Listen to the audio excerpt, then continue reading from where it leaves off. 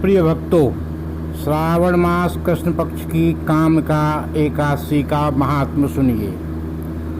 युधिष्ठिर ने पूछा, गोविंद वासुदेव, आपको नमस्कार है। श्रावण के कृष्ण पक्ष में कौन सी एकादशी होती है, उसका वर्णन कीजिए।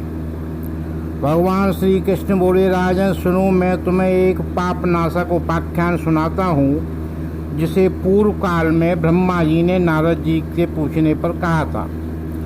नारद जी ने प्रश्न किया, भगवान कमलासन, मैं आपसे यह सुनना चाहता हूँ कि श्रावण के कृष्ण पक्ष में जो एकादशी होती है उसका क्या नाम है, उसके कौन से देवता हैं तथा उससे कौन सा पुण्य होता है, प्रभु यह सब बताइए।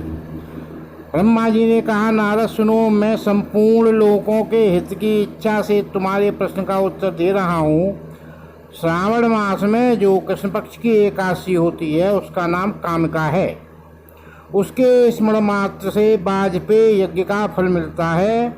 उस दिन श्रीधर, हरि, विष्णु, माधव और मधुसूदन आदि नामों से भगवान का पूजन करना चाहिए तथा श्री कृष्ण के पूजन से जो फल मिलता है वह गंगा, काशी, नैमिषारण्य तथा पुष्कर क्षेत्र में भी सुलभ नहीं है। सिंह राशि के बृहस्पति होने पर तथा व्यतिपात और दंड योग में गोदावरी स्नान से जिस फल की प्राप्ति होती है वही फल भगवान श्री कृष्ण के पूजन से मिलता है, जो समुद्र और वन सहित समूची पृथ्वी का दान करता है तथा जो कामिका एकादशी का व्रत करता है वे दोनों समान फल के भागी माने गए हैं।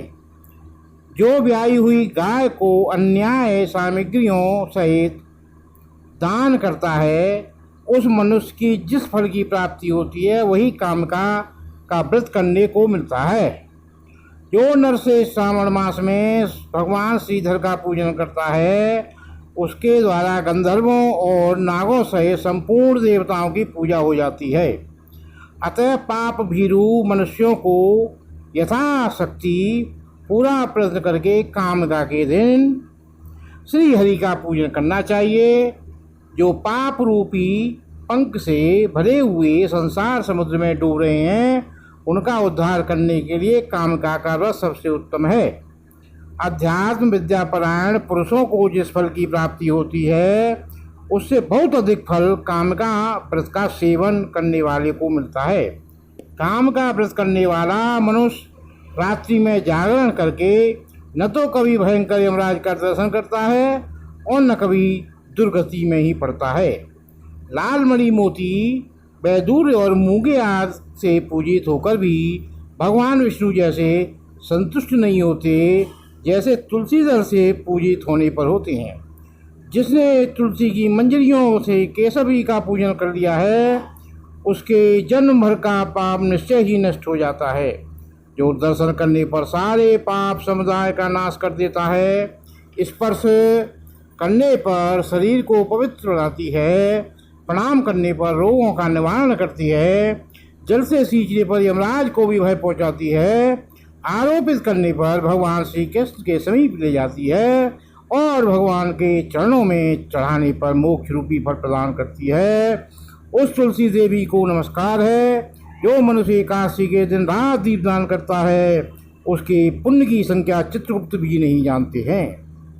एकादशी के दिन भगवान श्री कृष्ण के सन्मुख जिसका दीपक जलता है उसके पिता स्वर्ग लोक में स्थित होकर अमृतपान से तृप्त होते हैं। घी अथवा तिल के तेल से भगवान के सामने दीपक जलाकर मनुष्य देह त्याग के पश्चात करोड़ों दीपकों से पूजित और स्वर्ग लोक में जाता है। भगवान श्री कृष्ण कहते हैं, युधिष्ठिर, यह तुम्हारे सामने मैंने कामिका एकादशी की महिमा का वर्णन किया है। कामिका सब पातकों को हरने वाली है, अतः मानवों को इस व्रत अवश्य करना चाहिए। यह स्वर्गलोक तथा महान पुण्य फल प्रदान करने वाली है। जो मनुष्य श्रद्धा के साथ इसका महात्म श्रवण करता है वैसा पापों से मुक्त हो श्री विष्णु लोक में जाता है। श्री कृष्ण गोविंद हरे मुरारे, हे नाथ नारायण वासुदेवा।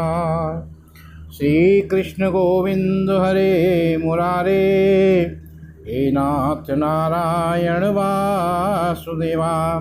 बोलिए काशी महात्मा की जय, भगवान श्री कृष्ण की जय। बोलिए काशी मैया की जय, सद्गुरुदेव भगवान की जय।